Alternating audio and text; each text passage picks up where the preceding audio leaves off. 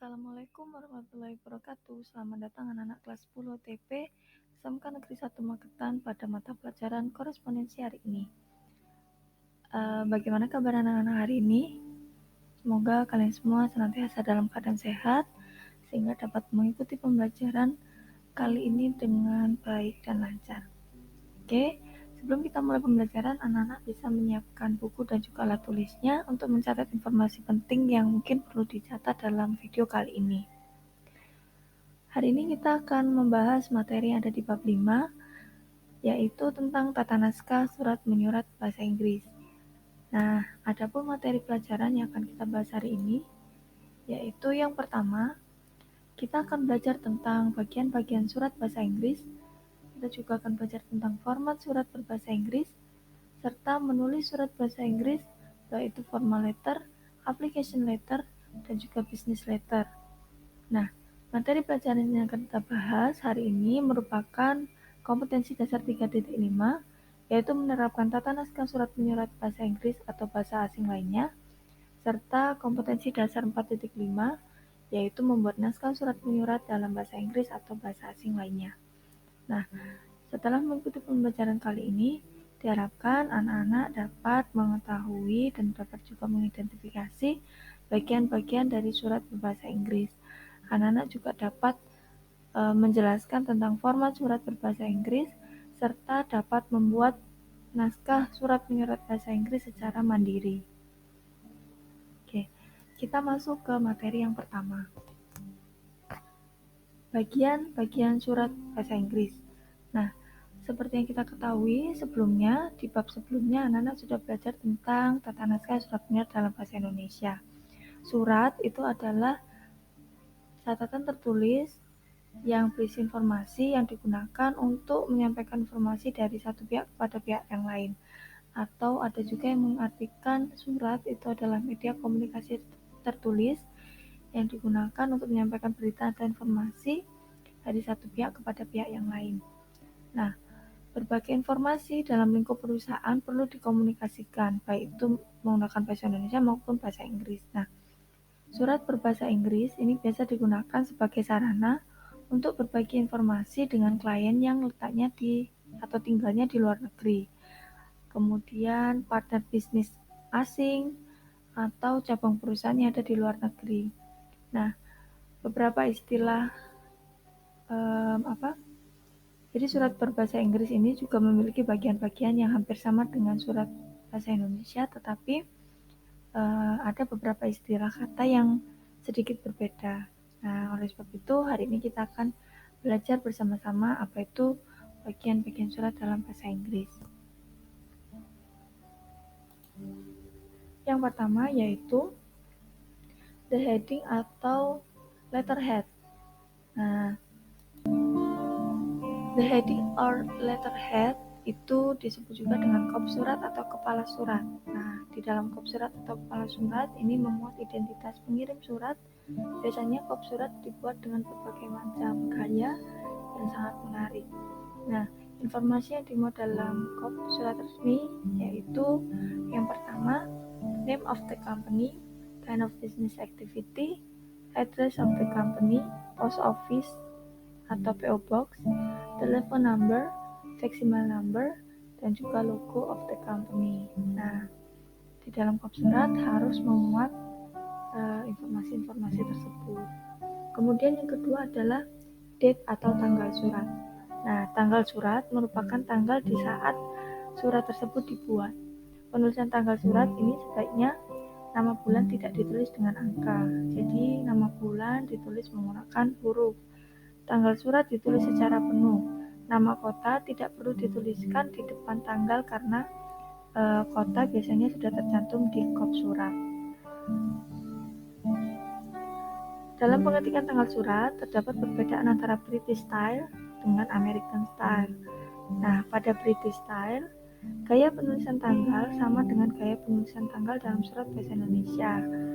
Namun, menggunakan bilangan bertingkat atau ordinal number. Sedangkan untuk gaya penulisan tanggal American style, nama bulan ditempatkan di posisi awal, disusul tanggal, dan diakhiri tanda koma dan tahun. Jadi, terdapat dua jenis penulisan tanggal surat dalam bahasa Inggris, yaitu British Style dan juga American Style. British Style ini hampir sama penulisannya dengan penulisan tanggal bahasa Indonesia, tapi dia menggunakan ordinal number. Nah, ordinal number itu apa? Ordinal number itu adalah nomor bertingkat. Jadi contohnya seperti ini: first, second, third, fourth, fifth, sixth, dan lain sebagainya. Ini adalah ordinal number. Jadi ketika kita menuliskan tanggal menggunakan British Style, yang kita gunakan adalah nomor-nomor ordinal, nomor-nomor bertingkat ini. Kemudian kalau American Style, bedanya kalau American Style bulan itu diletakkan di depan, baru diikuti tanggal suratnya. Jadi June 12, baru koma, kemudian tahunnya yaitu 2018. Ini adalah contoh penulisan tanggal menggunakan American Style. Kemudian yang ketiga adalah reference line atau inisial penanda tangan dan pengetik surat. Reference line digunakan untuk surat-surat bisnis atau business correspondence.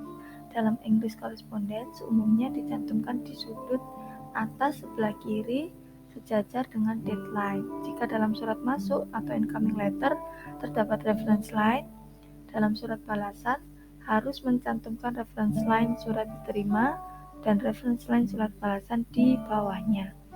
Jadi kalau kemarin kita belajar di tata naskah surat penyerat bahasa Indonesia, itu setelah kop surat ada tanggal, kemudian di sebelah kiri itu ada subjek surat mulai dari nomor, kemudian lampiran dan juga hal. Tapi kalau dalam bahasa Inggris setelah kop surat tanggal ada yang namanya reference line. Nah, jadi berikut ini yang di sebelah kanan ini ada contoh penulisan dari reference line. Nah, ref titik AA garing AB garing F6. Keterangannya AA adalah inisial penanda tangan, misalnya Aji Arifin. AB inisial pengetik, misalnya Agung Budi. FN adalah nomor filing dalam filing system. Nah, contohnya seperti ini. Jadi harus dituliskan reference line-nya.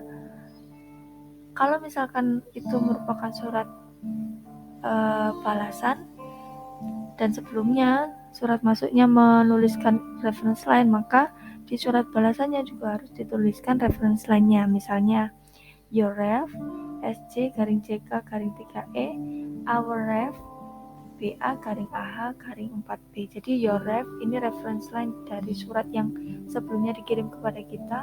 Kemudian our ref ini adalah reference line dari surat yang kita buat. Nah, selanjutnya yaitu inside address atau alamat dalam.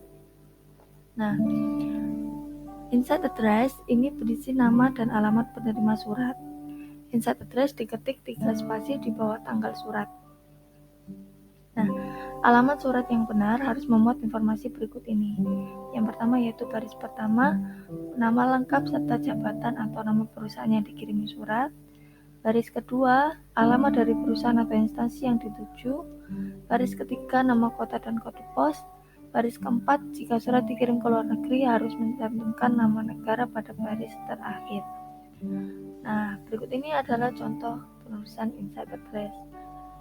Mr. John Jacobson, Marketing Manager, Global Corporation, Jalan Ahmad Dahlan nomor 48, Surakarta. Atau PT Mitra Komputer, Jalan Agus Salim nomor 5, Surabaya. Nah, ini penulisan inside address atau alamat dalam. Yang kelima ada attention line. Attention line ini adalah baris nama orang yang dituju. Ditulis jika surat ingin cepat mencapai alamat yang dituju dalam suatu perusahaan. Ditulis 2 spasi di bawah baris terakhir inside address. Contohnya attention Mr. Vikas Turaso, attention marketing manager, dan lain sebagainya. Selanjutnya yaitu salutation atau salam pembuka. Nah, salam pembuka ini merupakan salam yang lazim ditujukan kepada pembaca yang namanya tercantum pada inside address. Dalam surat bahasa Inggris, penggunaan salam pembuka sangat beragam. Nah, yang pertama, jika surat ditujukan kepada seseorang atau jabatan tertentu dalam perusahaan, misalnya sales manager atau purchase manager, maka salam pembuka yang tepat kalau kita menggunakan British style yaitu bisa menggunakan dear sir, atau dear madam. Dear sir kalau untuk laki-laki, dear madam untuk perempuan. Atau bisa juga menggunakan American style, dear sir, kemudian diakhiri dengan tanda titik 2, lalu gentleman. Jika surat ditujukan kepada perusahaan perseroan atau lebih dari satu orang, salam pembuka yang tepat ialah sebagai berikut. Untuk British style, dear sir sama, tetapi di akhir ditambahi huruf S, jadi dear sirs, dear madams. Atau untuk American style, kita menggunakan gentleman. Jika surat ditujukan untuk seseorang yang telah dikenal dalam suatu perusahaan, salam pembuka yang tepat bisa menggunakan dear, kemudian diikuti nama orang yang dituju. Misalnya untuk British style, dear Mr. Jensen, atau dear Mrs. Anita, Untuk American style tidak diakhiri koma tapi diakhiri titik 2. Dear Mr. Jensen, titik 2. Dear Mrs. Anita, titik 2. Kemudian yang ketujuh ada subject heading atau subject line atau perihal. Subject line ditulis 2 baris di bawah salutation. Ada pula yang menuliskannya sejajar atau sebelum salutation. Nah, tujuan subject line ialah untuk memberi kemudahan kepada pembaca perihal isi serta maksud tujuan surat secara keseluruhan. Subject line lazimnya ditulis dengan huruf kapital dan memakai garis bawah, namun dalam surat modern tidak menggunakan lagi. Nah, contoh penulisan subject line. Misalnya subject furniture sales, subject business event invitation letter, atau subjek new credit policy, dan lain sebagainya. Selain menggunakan kata subjek, dapat juga digunakan kata Latin re. Misalnya re purchase order number 234 atau re purchase order number 234 menggunakan huruf besar semua. Oke. Selanjutnya adalah body of letter atau isi surat. Nah, isi surat ditulis 2 spasi di bawah salutation ataupun subject line jika ada.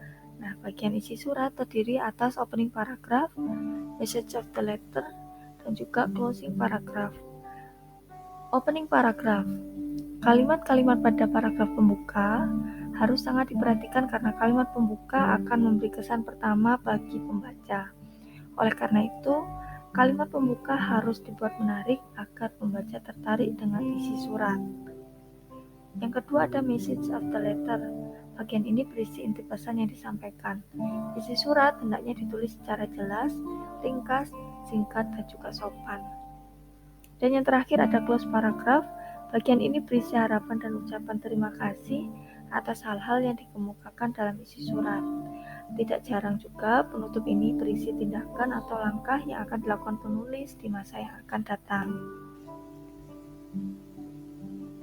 Selanjutnya ada complimentary close atau salam penutup. Nah, salam penutup ditulis 2 spasi di bawah kalimat terakhir isi surat. Terdapat ketentuan-ketentuan menulis salam penutup. Yang pertama, jika surat ditujukan kepada seseorang atau jabatan tertentu dalam perusahaan, misalnya sales manager atau purchase manager, salam penutup yang tepat yaitu, kalau kita pakai British style, kita bisa menggunakan yours faithfully, atau kalau American style bisa menggunakan very truly yours atau yours very truly. Jika surat ditujukan kepada perusahaan perseroan atau lebih dari satu orang, salam penutup yang tepat ialah sebagai berikut: yours faithfully, atau bisa juga menggunakan yours truly, kalau kita pakai British style. Kita bisa juga menggunakan very truly yours, kalau kita menggunakan American style. Dan yang terakhir, jika surat ditujukan untuk seseorang yang telah dikenal dalam satu perusahaan, salam penutup yang tepat bisa menggunakan sincerely, atau yours sincerely, bisa juga menggunakan with best wishes, kalau kita menggunakan British style. Bisa juga menggunakan sincerely, untuk American style, dan sincerely yours, bisa juga menggunakan with best regards, Kemudian yang ke-10 ada signature atau tanda tangan. Nah, signature atau tanda tangan si pengirim atau penulis surat. Dalam surat bisnis biasanya disertakan pula nama, lalu diikuti gelar penulis. Jika nama perusahaan dicantumkan, dituliskan di bawah salam penutup. Apabila nama perusahaan tidak dicantumkan, nama penanda tangan diketik 4 spasi di bawah salam penutup. Nah, selanjutnya ada enclosure atau lampiran. Lampiran adalah dokumen yang menyertai surat. Lampiran perlu ditulis di dalam surat agar pihak yang dituju mengetahui bahwa surat tersebut disertai dokumen lain. Enclosure ditulis di bawah tanda tangan. Berikut ini ada contoh penulisan lampiran atau enclosure yang tepat. Yang pertama bisa dituliskan dengan enclosure .2 price list, misalkan lampirannya berupa daftar harga, atau bisa juga dengan dituliskan ENC enclosure katalog. Nah, kalau misalkan lampirannya berupa katalog. Ada juga yang menuliskan ENCL .2.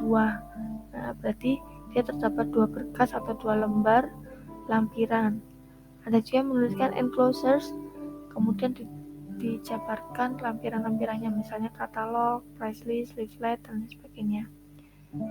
Nah, ada juga ENCL .2 baru katalog, price list, leaflet.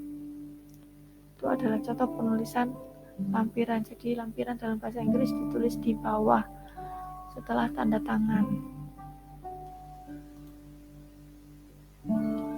Selanjutnya ada carbon copy notation. Nah, carbon copy ini adalah tembusan atau tindasan agar surat dikirimkan kepada orang atau badan lain untuk diketahui. Nah, carbon copy ditulis di bawah enclosure atau lampiran. Penulisan carbon copy biasanya disingkat dengan huruf CC besar semua. Bisa juga menggunakan CC kecil semua atau copies to .2 dan lain sebagainya. Jadi CC ini adalah tembusan. Dan yang terakhir ada postscript. Postscript ditulis di bagian bawah surat sebelah kiri.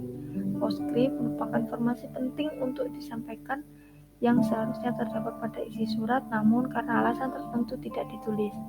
Nah, bisa juga postscript ini digunakan untuk menekankan informasi kepada si pembaca. Nah, untuk menuliskan postscript biasanya ditulis dengan inisial atau singkatan P, S, atau PS, atau PS.2, PS slice, dan lain sebagainya. Contoh penulisannya, postscript, we will give you special discount before 18 July 2018. Nah, ini contoh penulisan postscript. Oke, itu tadi adalah bagian-bagian surat bahasa Inggris. Nah, sebenarnya hampir sama dengan bagian-bagian surat bahasa Indonesia, tetapi ada perbedaan istilah dan juga penempatan atau peletakan bagian-bagian surat tersebut, sehingga anak-anak perlu memahami dan mengetahui perbedaan antara keduanya. Selanjutnya adalah kita masuk ke materi kedua tentang format surat berbahasa Inggris. Nah, yang pertama yaitu full block style. Kalau kita belajar di tata naskah surat bahasa Indonesia kemarin, full block style itu semua penulisan suratnya dimulai dari sisi sebelah kiri, mulai dari tanggal sampai dengan paling bawah sendiri, penanda tangan, tembusan, dan lain sebagainya semua ditulis di sebelah kiri. Nah, jadi dalam bahasa Inggris juga ada bentuk full block style. Yang pertama, ini nomor 1 adalah letterhead atau kepala surat. Kemudian ada nomor 2 reference line. Jadi ref dulu. Baru nomor 3 ada deadline atau tanggal surat. Kemudian ada nomor 4 inside address atau alamat dalam. Kemudian tension line, salutation, subject line. Baru nomor 8 body of letter, complimentary clause. Nomor 10 signature, nomor 11 enclosure, dan terakhir ada tembusan atau carbon copy notation. Nah, bentuknya seperti ini. Kemudian yang kedua ada bentuk block style. Nah, bentuk block style ini hampir sama dengan full block style. Yang membedakan adalah di tanggal dan juga penanda tangan. Kalau full block style semuanya di sebelah kiri. Kalau block style untuk tanggal dan juga tanda tangan diletakkan di sebelah kanan. Untuk urut-urutannya hampir sama, ada letterhead, ada reference line, deadline, kemudian ada inside address, nomor 5 ada attention line, salutation, subject line, body of letter, complimentary clause, signature. Next, yang ketiga ada semi block style. Nah, jadi ini hampir sama dengan bentuk block style. Yang membedakan adalah di bagian nomor. Coba kita lihat. Nah, perbedaannya ada di bagian subject line. Nah, kemudian di setiap awal paragraf, ketika masuk ke paragraf itu harus menjorok sebanyak 5 ketukan. Itu semi block style. Kemudian yang keempat ada indented style atau bentuk logo. Nah, yang pertama ini ada letterhead seperti biasa, nomor 2 ada reference line, kemudian deadline. Yang keempat adalah insert address. Nah, ciri dari indented style ini terletak pada insert address-nya. Jadi dia dibentuk logo-logo seperti ini. Nomor 5 ada tension line, nomor 6 ada salutation diletakkan sebelah tengah, kemudian subject line, body of letter, complimentary clause, dan terakhir ada signature. Oke, selanjutnya yaitu simplified style. Yang pertama ada letterhead, kedua ada reference line, 3 ada deadline, 4 inside address, kemudian nomor 5 subject line, nomor 6 body of letter, dan terakhir ada signature. Dan yang terakhir ada hanging indentation style. Pertama letterhead, nomor 2 reference line, nomor 3 deadline, nomor 4 inside address, nomor 5 salutation, nomor 6 subject line, nomor 7 body of letter, complimentary clause, dan signature. Nah, perbedaannya terletak pada bagian isi. Jadi karena namanya hanging berarti bagian isinya dibuat menggantung. Oke, untuk materi hari ini kita belajar sampai di sini dulu. Kita belajar tentang bagian-bagian surat bahasa Inggris dan juga format surat bahasa Inggris. Nah, semoga sedikit informasi hari ini bisa bermanfaat untuk anak-anak. Apabila ada yang ditanyakan, bisa ditanyakan melalui WA group. Oke, saya akhiri pembelajaran hari ini. Wassalamualaikum warahmatullahi wabarakatuh.